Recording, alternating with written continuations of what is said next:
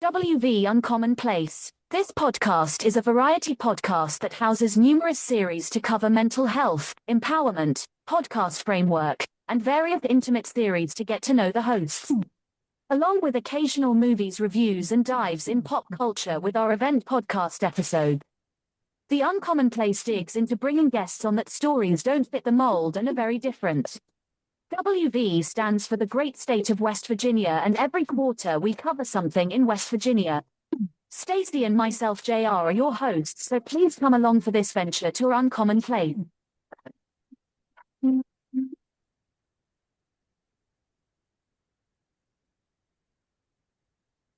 Greetings, everyone. I'm JR. I'm back. And like every episode that's come out, everybody's worried about my heart. The heart's fine. Everything's going good there. But let's talk about education. Now, one thing coming from the state that I come from, which I disrespect no state, I come from the great state of Virginia. And the education that I was given was a very I'll say quality education. Coming from suburbia Lynchburg, Virginia. No affiliation to Jerry Falwell or anything like that. So let's not do that, people. Please do not. No disrespect to him or respect to him. We'll just leave him alone. Um, in learning, we get this education, and the thing that we're taught in school is you get an education, you go to college, or you go get a trade.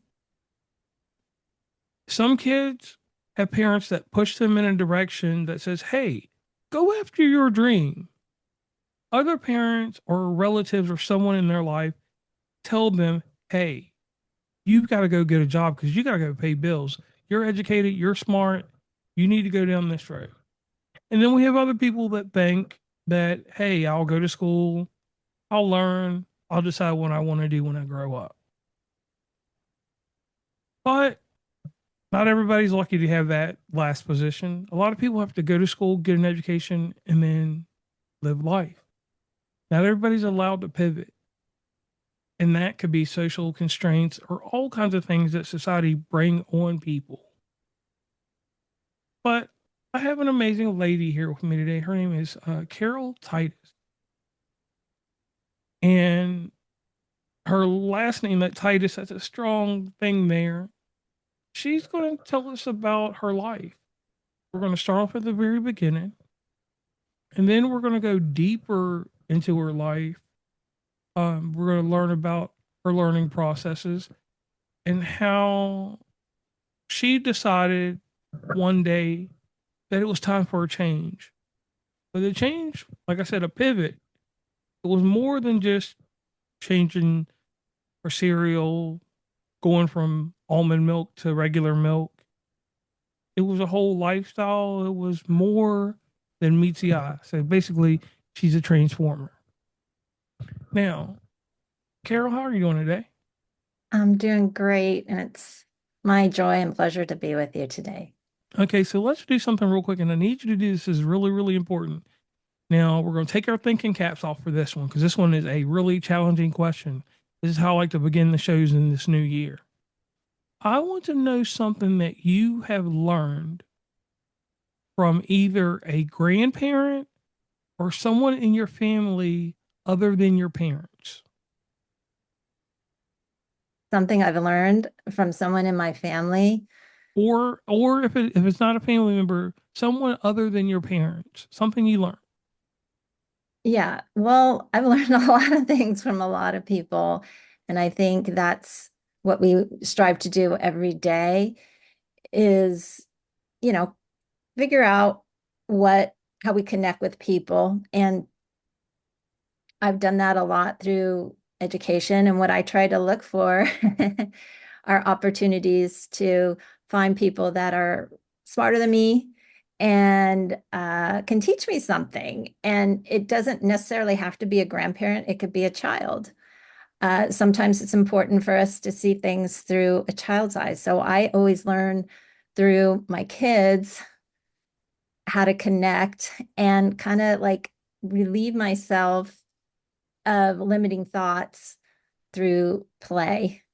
And in reading to my kids and playing with them, we're always able to connect And I think that's something that's important and, is lacking in curriculum today. And that's why I'm here to talk to you, is to make people more aware of like what the effective pedagogy is and what effective curriculum looks like. Okay.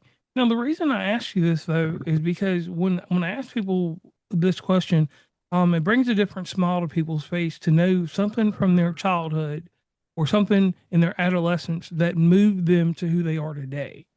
So, for example, with me, I had a grandmother that let me. The one thing she didn't really teach me, but she allowed me to watch soap operas with her. And I know this sounds really random, but the thing is that with this grandmother, right? So maybe it may come out a little different from you after I'm done. I watched the ABC version of soap opera. So it was called, and I'm going to do this real quick up for you audience. It was Port Charles was the first one at 12:30. All My Children, One Life to Live, then General Hospital. And I learned different things about the characters, and I learned different abilities, and I learned that if I ever skipped school or fake being sick, I was going to have to watch those soap operas again. So the lesson I learned there, I still don't understand what kind of job my grandmother had in life that she could literally watch, from 2:30 to 4 o'clock. Maybe she didn't have a job. From 2:30 to 4 or 12:30 to 4 o'clock, she could watch soap operas, but she made it a point until the soap network came out and she could watch it that way to always watch soap operas. So the thing that I always know is that anytime I got sick and I went to her house, I was watching soap operas. The reason it's a smile is because even to this day, if I catch one of them, just a little clip or something, I can name a character here and there. So it brings me joy of something that connects me to my grandmother. That's so sweet. I love hearing that. That's adorable. So my parents were older when they had me. Okay. So I actually got to meet, I think, one of my grandmothers once or twice. And she had been a school teacher before she got married and had my dad. And so I remember playing Scrabble with her. She loved to do that. And like in my family, we play a lot of games. And what I learned from that is all the problem solving. And that actually led me to go into apply those skills, which are like game theory skills of kind of anticipating opponents, looking for cues, tells, and finding patterns, counting cards, things like that. So that always was fun to me, whether it was a card game or Scrabble or Monopoly. We did play a lot of that collectively when we got together. I did, then that grandmother lived to like 102. So Whoa. she's doing something right. And I really did enjoy spending time with her. So yeah, and she made a banger coleslaw. Okay. Now, see, audience, right there, y'all see it. You see the difference in her smile now, and she even laughed about it because she reminisced, and it took her back to a point. And that right there, audience, I wanted y'all to know that she's not autonomous. She's a human. She's not an android or anything like that. Because sometimes in the interview, some people are so tight and wound up, they're robots. So thank you for doing that because I was completely off guard. Weren't prepared for it, and you see the way you smiled, right? You're still smiling from it. You're thinking about it, and I like that right there. That's human mind and human intuition all in one. Now, your life, you go through school, you get to a point, you have a career. You're working for a big company, Cisco, Visa. Come to a moment in life that you shift from corporate success into building something like Golden Poppy Inc. Why? Yeah, that's a great question. I still love STEM and I still feel like I'm at the forefront of STEM because, we're implementing AI. It's a different use case. So it's with kids, but it's definitely more mission driven, right? Because who doesn't love to work with kids when they are blossoming? So that's really opened up another world for me and I love it. Okay. Okay. Yeah, so Now, another thing, you taught yourself code. Now, me myself, I have a computer info systems degree, and as a kid, um, I mean, I worked with everything. The first major code that I did later on, it wasn't Python. I forgot what it was, but Python was the code that I taught my son. So learning code is something that can make you feel intimidated. What was the learning curve like, and what separates people from those that stick with? Yeah, that's a great question. So I think kids often struggle with emotions they don't understand. And so it's really important to give them purpose for big tasks like that. And that purpose is, hey, do you have a goal to learn coding? And if so, how are you, what community do you want to serve with it? Do you want to serve other uh, technical people, or do you want to, go into a niche like I have, which is, education. So, you have to kind of have that bigger idea to keep you uh, going through the hard times when you're debugging and things like and aren't working out. So we always suggest that people do that with their kids. And then once you have that bigger context, you can break that down into an action plan and, taking, monthly, weekly, daily steps to track your progress and see how little actions make big impacts towards these longer term goals. So that's what I suggest. Okay. Yeah. And make sure you teach them that this is a syntax error, learn it, and then just find a way to make it fun Yeah. with Yeah, actionable exactly. steps. Yeah. Yeah. Actually, yeah, that's a great analogy of like how to do that with coding. We're a little more broad than that. Okay. Yeah, so we go into the, the core next gen science standards to teach Mhm. kids. We do have, customizations like that, but I think just as far as like anybody having a driving purpose, that really helps. And, writing down those goals is really powerful. And it gets you to think about like how you are progressing through them, and it keeps you going. Okay. Okay. Now, Golden Poppy focuses on play based mixed reality education for skeptics who still believe learning should be rigid and traditional. What does the science actually say about play and retention? And the reason I ask this is because this is what happened to me in the 80s. I went outside and played, right? But I had a computer, I had a Commodore 64, I had everything. I had an Apple too. I was playing. I was learning how to had to run everything. I had to play Oregon Trail. Oregon Trail is exactly my life skill game. I had to decide on it. Was I paying for the ferry? Was I going to try to take everything across it and my people die?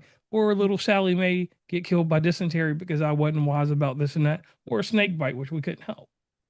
So the reason that I ask is because growing up, they thought that video games were going to make me ignorant. They gave me a lot of skill.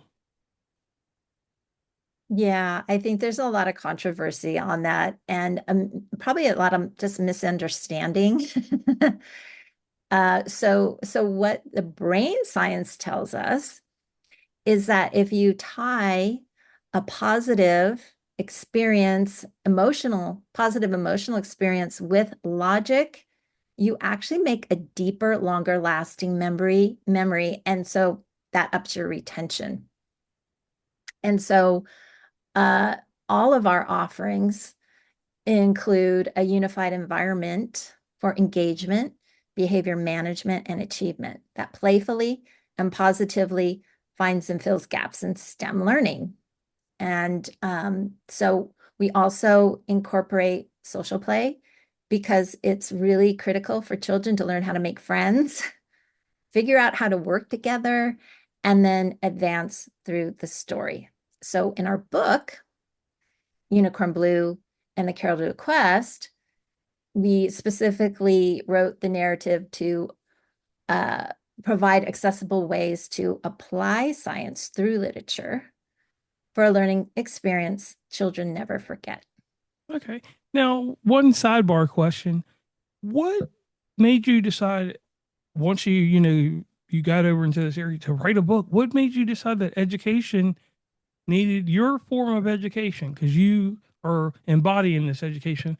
What made you feel that writing it would be the best format for it? Because you could have did anything with it. You could have did a hook on phonics type deal. You could have had puppets. You could have done anything, right? Right.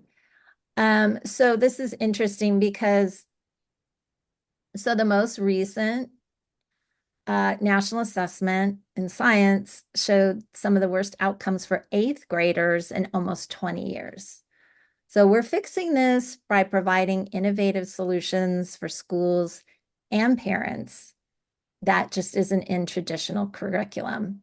And also, the National Association of School Boards found in their research, it's important not to focus on rote skills like reading and math, shorn of any connections to history, literature, or science. So we strive to provide personalized learning pathways that identify gaps in STEM and then bridge them with personalized learning outcomes. And this way, what it does, JR, is it provides more meaningful time for the teachers to connect with their students and give them the one-on-one individualized attention that they need. Okay, and I like that instead of making everything cookie cutter, factory line learning that has become what we see. And the reason that I like that, and I want to stress this, is because um, my children are all grown, but I've seen what has happened to these COVID babies. And when I talk about COVID babies, I'm talking about the 5 year olds that are 10 and 12 now, the education deficit because they learn from an iPad and all they know. I mean, I understand math is a subject that everybody gets sore about because factorization and different things have happened between the time me and you were in school till now. So factorization is something that everybody gets mad about now. I'm not going to talk about that controversy. We can save it for a whole nother episode. But comprehension through what you're telling me can make sense. The one-on-one. I can actually see a kid comprehend because me and you both have different definitions for it, but I consider it a deeper understanding. Can I get your definition of comprehension real quick? Yeah, so what we stress is, building critical thinking. And so we teach that through our offerings, whether that's our book or software, through like this, playful role play with a unicorn. And so, you know, kids don't have the normal daunting blockage because they are playing unicorn or they're just playing with their friends. And so it's like, oh, I can do this. I'm a unicorn. And that's kind of the mindset we have, like this positive emotional experience. And then it's easy to get them to think about things logically. Okay. So yeah, so it's critical thinking. It's, where's Unicorn Blue on her path? How is she interpreting data that she's given along the way to complete her quest? And then what outcomes does she have available to her? So the critical thinking is the ability to objectively analyze information, form rational judgment, and then make informed decisions. And that's really, really what we're trying to in, envision for the future of our kids. Okay. So reasoning, inferring, and then completion.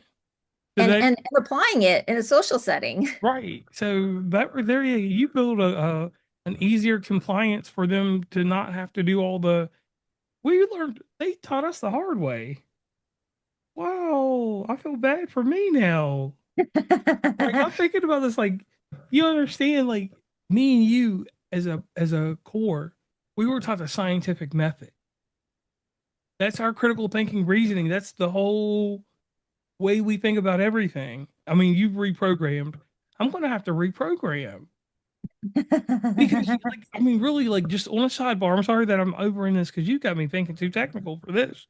But seriously, I mean, not too technical, but understand, like, if I could have learned the way that you're teaching, and like you said, individual people could learn that, that would take some of the pressure off of us because you know what it was like with that reasoning we had to being a critical thinker.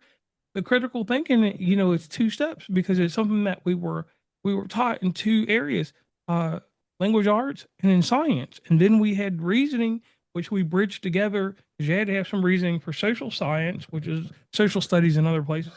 Mhm. Lord, wow, my life was hard. Well, now let's keep going forward. You're passionate about encouraging young women in STEM fields. Mhm. Why do you think the system is failing them, and what needs to change at home, in schools, and in media? And me and you had a private conversation about what I see in society because I live in a geolocation that has all kinds of abnormalities in this great state of West Virginia, everybody. We have coal country, and I told you about certain other things that go on here. And I see a lot of people that are of different nationalities that come here and study, that do our geological work, that aren't American. And I'm not worried if they're American, Canadian, or whatever, but you don't see a lot of the U.S. working as a whole, male or female, in these fields here. Like a lot of Germans. Yeah, so what I think there's a disconnect with traditional curriculum, and traditionally schools have been using a very costly mix of resources while the rate of student achievement continues to decline. So we take a more purposeful, holistic approach. And the pilots we did at Pride Elementary, which is a disadvantaged population, uh, confirm our ability to raise the rate of achievement to 100% proficient and distinguished on national standardized tests. So we know, our approach is working, and we would love to see 1 million kids in the U.S. on this because it's so impactful to their lives. And, we've seen this from the teachers. And I don't know if you know this, but Kentucky, the entire state, is a disadvantaged economic state. 90% of the kids are on free lunch. So it's really not the kids. I don't think it's the teachers. The teachers love it. I think it's just the curriculum needs to change and not be so rote. A lot of the, emphasis and policy now is for reading and arithmetic, but it needs to cover retention. It needs to be reading, arithmetic, and retention. And this is how you get the retention. It's through this purposeful, integrated approach. Okay? And I can see that. Whoa, I can't believe Kentucky's like that, but it is a bordering state. I do frequent the eastern portion, Pikeville and around there. Paducah and all that is once a year. Oh no, Louisville's fine too. But anyway, now you talked about a real impact. I want to know about this 3 sigma improvement in student outcomes. What does this look like in real terms for a child's confidence, their performance, and their long term trajectory? And the reason I'm asking you this is because when I was in school, they developed in Virginia, we had something called the Standards of Learning, and it became a prescribed way for teachers to teach every student linear. And when they did that, I noticed, and this is sad later on in life, that there were a lot more special education that came about because teaching was one way. Towards the end of my high school, No Child Left Behind was initiated. There were certain points that had to be taught. There was no room for deviation. It hardened us because we were told, we were not like military, but we were given structure that, hey, you learn it like this, you put it on a piece of paper, and you flush it out your mind because you got to learn the next thing. And that's what you're trying to keep us away from. Yeah, yeah. Well, clearly, it's been decades, and this isn't a COVID effect. This is just an ongoing issue. And so, did you know that almost 90% of American teachers pull data from the internet and content because they are desperate to fill gaps in traditional curriculum? And we believe every student deserves to be confident and well prepared for the digital age. So what we found in our research is that just applying Unicorn Blue in the 4th grade and nothing else, kids get a persistent benefit. And so what that means is with early adoption, you get an early advantage because you can't really move the curve that's going down like this, but what you can do is shift it up. And so that's our whole approach. We get the kids before they've had these bad emotional experiences with curriculum, or it's not making a connection with them, right? A deeper connection where however they like to learn. And we know that there's learners that like to learn with different media, whether they're audio or visual or kinetic. And so we provide that. So it's differentiated, and it's clearly working for the kids with their outcomes, and we're on the right path. Right. To And sensory getting this is something into that the needs to be taken into consideration. I do believe sensory, like you just said, me personally, my youngest was diagnosed with PPD and OS back then. He was considered autistic. And up until he's graduating this year, up until high school, they didn't know it was just a sensory issue. He's not even autistic, just a simple sensory issue that we worked on. And now he's in what they call regular classes, excelling. So thank you for that, because if someone had worked with him earlier on, which he still got a great education, but I spent parts of my life at the autism school in Virginia with him in the summer, thinking, and then at University of Marshall and out there in Lexington with him too, Kentucky, out there, the different things for autism.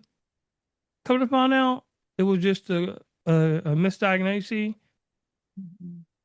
And I mean, he lived with it from 1 to 15, basically. So thank you. wow. What a champion. I mean, what a hero. Like, he survived that. And that is amazing. And now he's stronger and better for it. So, and congratulations to you, Dad, because that doesn't just impact your son, it impacts your entire family, right?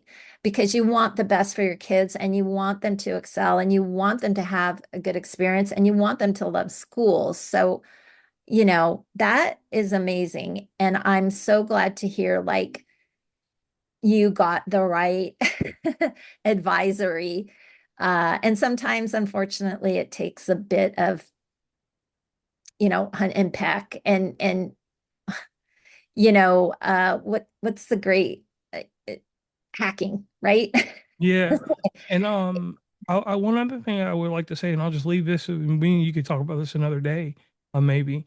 I learned the hindrance of an IEP, what it what is nationally regulated for, why it's in place, and what those test scores count for and what they don't count for. And once I was able to find that out, I was like, I see why they just drop an IEP on every single thing now. And I won't disclose that on this episode. If anybody wants to know about that, hit me up in my other channels. But learning that was something that really irked me because it was just like a band-aid for no reason. But we won't go there. Now we're about to talk about Unicorn Blue and Caradoodle Quest. You get this book. You're using storytelling to bridge a gap between creativity and technical learning. When you do something like this, how do you not get a mental block? Because you're using extra functions that normally when I write something, I'm going to be creative, but I don't have to worry about that. Even if it was something that I was writing educational, I wouldn't have to put a technical learning twist to it. I would just make it flow out and I'd be like, hey, you're going to just take it this way. I'm not going to put institution, which technical learning to me is institution, an institutional form into it. But at the same time, you're breaking conformity because you're not trying to be too technical. You're trying to spin it around to keep it back in the narrative of building the performance and the confidence inside these children. Mhm. So, how were you able to do this, and how do you sleep at night knowing that you've done this? You're so sweet. That comes a lot from you because I know you're a prolific writer, reader, producer. So thank you. Yeah, so basically what happened was after we released our first AR game and we tested it with local kids, tons of them came back and said, hey, where does Unicorn Blue come from? So they're already self-directing, JR, what they want to learn about this experience. And so we're like, I think they have something there. So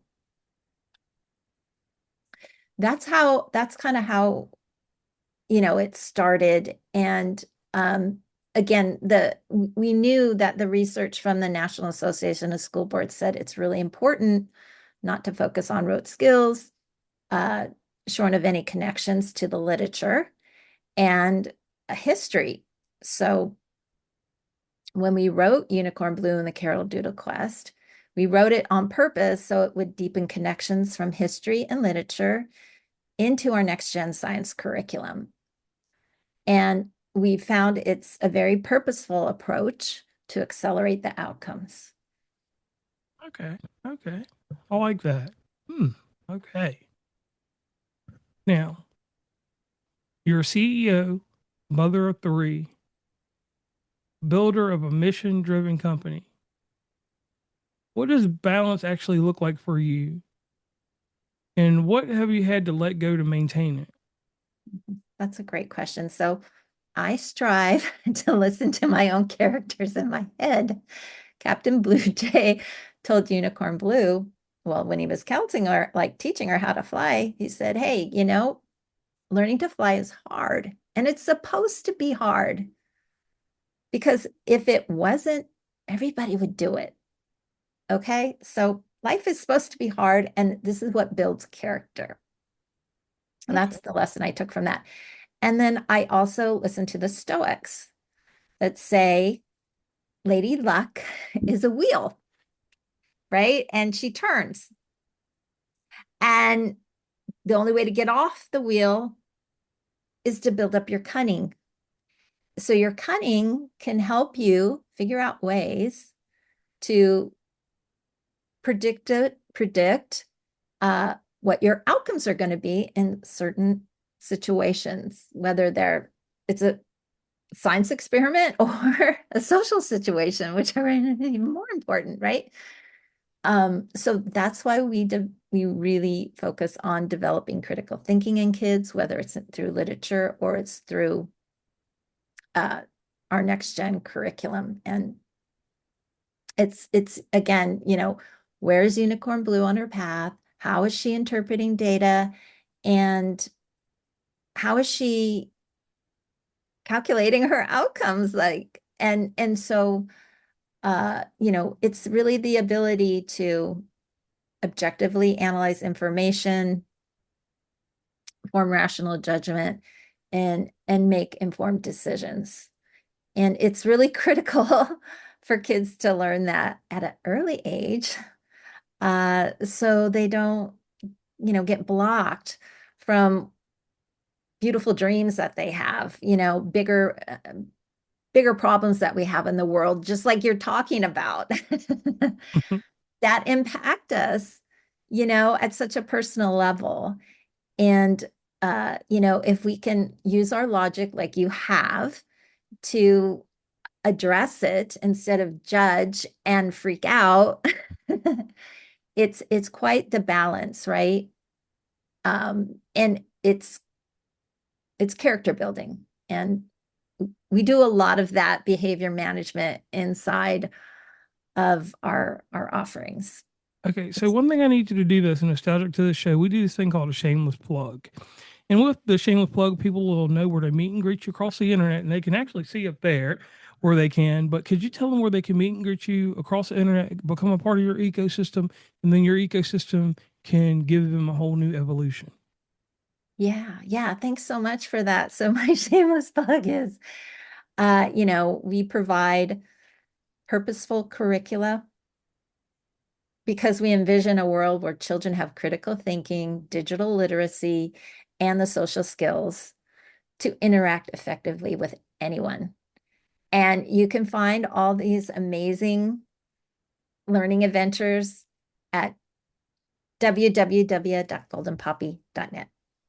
Okay, now here's another thing. With you helping people across the United States and anywhere that comes to you, how can we get you in front of the U.S. Senate?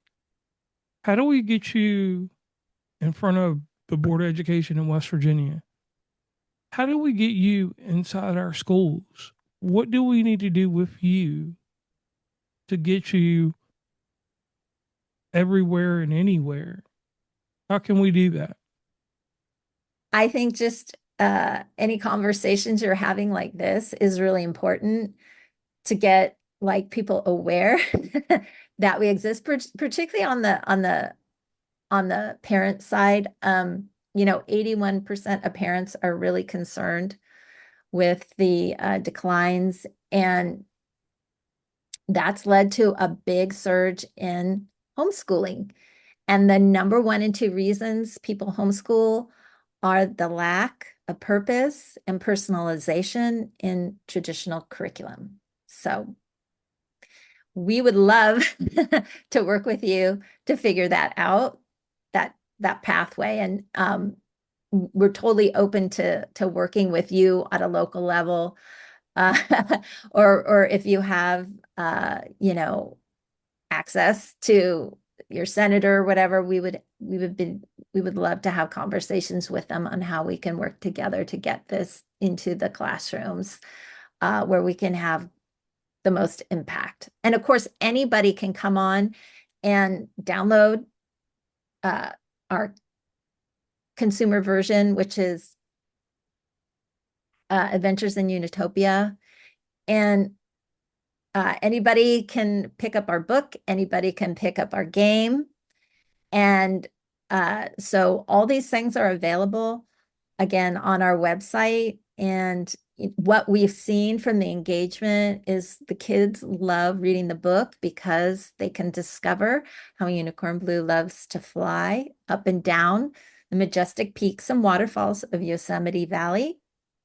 And then they love to fly in 3D with their favorite unicorn in the wild world of Unitopia. And then they love to discover the little charms that the fairies have left for them in nature from our deluxe prize kit. So all of these are available for anybody.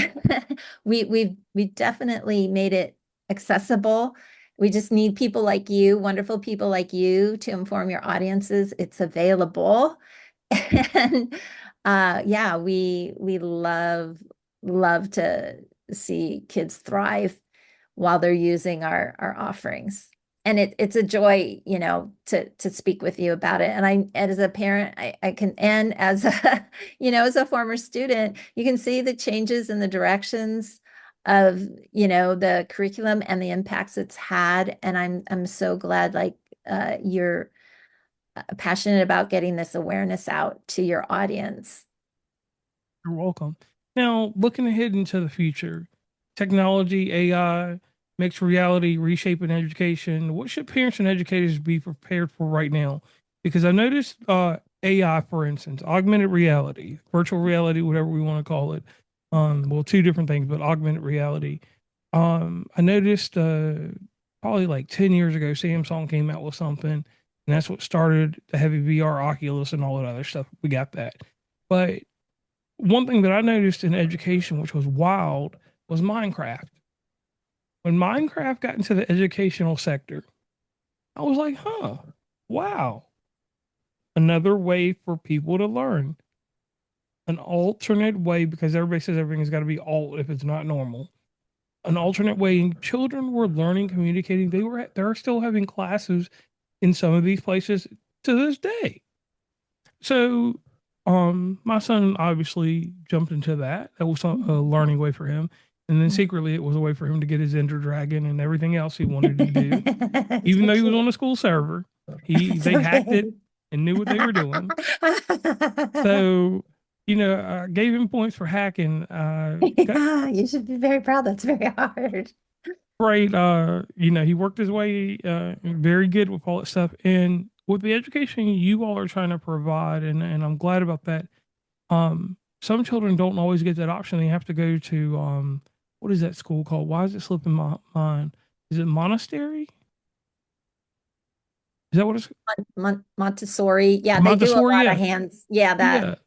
If your child didn't go to a monastery, I didn't mean monastery. That's nuns. I'm sorry. That's Um, okay. so I if your understood. if your kids don't go to that type of school, they don't get the specialized education or look at. So I like what you offer because that's what those schools, I'm not saying they offer that, but you would be in one of those schools if you decided to just take it private and not have it out anywhere in the world. You could have just set it in a school and just left it there. So thank you for not doing that. Now, looking ahead, what do you think that we need to prepare for? Do we need to really prepare for a teacher no longer being in the classroom? No, no, no, no, no. No, I mean, okay, so the the basic definition of artificial intelligence is like how machines learn to make recommendations or predictions, and it's no different than a human. You know, if you want to have good output, you want to make sure you're bringing in good food, right? Or good content. So if Mhm. you're eating candy and that's, you know, left on the street with the wrapper, it's not going to make you well. And so so all machine learning, artificial intelligence, whether it's uh, generative, agentic, or evidence-based, rely on an underlying statistical model for their performance. So because it's a statistical model, it's really important that you have high quality data going in so you have good data coming out. And that's why we get great performance with our AI. It's all evidence-based, so there's nothing unverified or noisy happening like you get with other models that use data from the internet. So that's number one. Number two is all our recommendations are always checked by the teacher. And Okay, this is yeah. called man in the middle. And it's no different from any other important application. You want to make sure that human eyes are looking at it because there's data that's going on in that classroom and with those kids that our system just can't, we don't know. And so it's, you know, we always have them double check. So after like it's a 20-minute session, you know, then we generate the reports and say, hey, this is where, you know, the child needs to address a gap.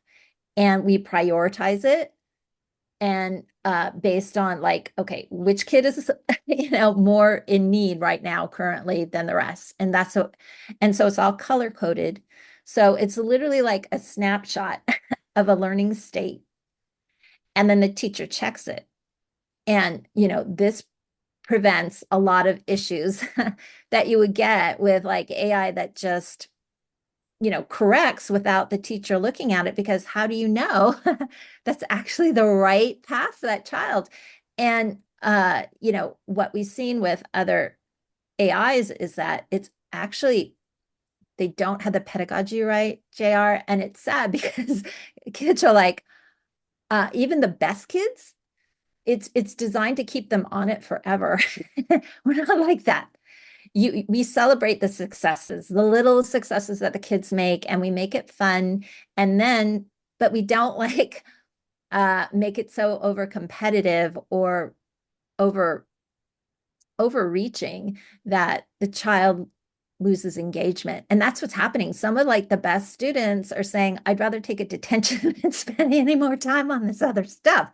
So I'm like, this is why I say this is exactly why we get great performance. It's not just the tech, it's the pedagogy. And we were very careful in making sure that, we put the right people on to test it. So it's been tested by psychologists and in-class teachers. And so yeah, it took us a while to get it. Rome isn't built in a day, but I'm very passionate about the pedagogy being correct, not just okay, how many records did you process? Yes, we can process 50,000 records, with a class of 50, in a couple weeks. But we always had the teacher double check. Right. That extra variables that makes it make sense. Yeah, right. Because otherwise you're introducing yet another unverified variable, and you're going to have problems downstream. It's this is the classic, there's no silver bullet, right, in software. So we I'm kind of old school. We're not about like build it and then have the users fix it. We don't do that. We always get the requirements up front and make sure we're following, a good pedagogy for that and rigorous testing. Okay, so integrity at the end of the day is something that you all strive to have, and that's good in this day and age, because in tech, you could just let all the variables build up and not do anything about it until you get the data for a bunch of variables. So I want to thank you for that, and I want to thank you for coming on the show, Caroll, for this one major thing. You are making a difference in education, and education is an area that you either have people that are going to engage it, or you're going to have people that are going to be skeptical and just be lazy. Because lazy is one thing that it doesn't matter what generation it comes in form. It's probably heavier in this generation, because we don't, like you said, the engagement. If it's not engaging, why stick with it, right? Mm-hmm. So, with all that being said, thank you for having the gumption, the fortitude, the accountability, and the responsibility that you assume with making all of this, and knowing that we need help. The future needs people that want to actually educate, people that want to remedy, people that don't want to just sit here and follow a linear problem solving method that isn't working anymore or hasn't ever worked. Being multifaceted, or let's just break it down. Having perspective on education and not having that linear expression is what makes you golden poppy, because not everybody's going to sit here. Most people are going to have a one-dimensional, two-dimensional. Let's use that. We'll go planes, astral planes. A two-dimensional plane for how their education is going to go. They're not going to think in 3 dimensions like me. They're not going to think in 4 dimensions like you. They're going to have an in-between, just flat. They're not going to see the world for what it is. They're not going to see the AI, AR they're not going to want to accept it. And you know that there are some that will be skeptical, and you're fine with that. Those people can be skeptical. Okay. But I'm not going to punish the youth. I'm not going to punish anyone that wants an education or anyone that feels that they need the prescribed education that you all are providing. So I thank you for that. Now, in closing, what I'd like you to do is give us the mission statement of Golden Poppy, and then give the youth something to think about. Give the youth something to think about. So that's great. That's a great, and so our mission really is to, have a world of kids where they have critical thinking, digital literacy, and social skills that will serve them with any kind of interaction they have on a global scale or a local scale or regional. So that's definitely our driving force. And I would say to kids, try our products because they will open your eyes to the love and possibilities of so much innovation in science, and hopefully keep you engaged for your lifetime. All right. And to finish this up, audience, this is the one thing that I want to leave you all with. And this is an amazing message that we were given today is this one thing. Learning, teaching have no barriers. Conformity is a word that we should not use in the same sentence of education. Conformity can be in anything else you want to do in life. That's personal, whatever. But education is like water, it's formless. And let's keep it that way. So, on that note, she's Caroll Titus, and I am J.R. Sparrow, and we're going to let the British lady take us out with her beautiful outro. And I hope that last bit I left you with was great. But there's one thing I forgot. I forgot this, audience. The amazing thing that happens in a podcast is we have an after podcast effect that is the show notes. And inside the show notes, that what will be brilliantly provided is the ways to meet and greet Caroll across the internet, and any other bit that comes from this that my artificial intelligence will pull from this episode. Yeah, I do use AI on certain things. I'm getting old. That's okay. I mean, I actually write the questions, people. They're not AI. So, and I mean, I do my own research still, or my virtual assistant does, and then we have to go back and forth. That's one secret of a podcaster, people. Not everybody does AI. It just would be crazy. So the after effect though is that people go and read, and when they read, the hypertext links that they click on or the links will take you any and everywhere you need to go. So if you only listen to half the episode, know that you can go to the end of the episode, click on it, and you can get involved with Golden Poppy, and you can let your children accelerate in learning. Their outcomes can be better than what they were prior. So let's let the British lady do what she does. Please follow WV Uncommonplace on Instagram, Tumblr, Twitter, TikTok, where we have some great content, Facebook, LinkedIn. Hit up the merch store at oncommonplace.square.site. Join the email list from the website, and rate, subscribe, and give feedback from your favorite podcatcher. And lastly, thanks for listening, and tune into the next episode.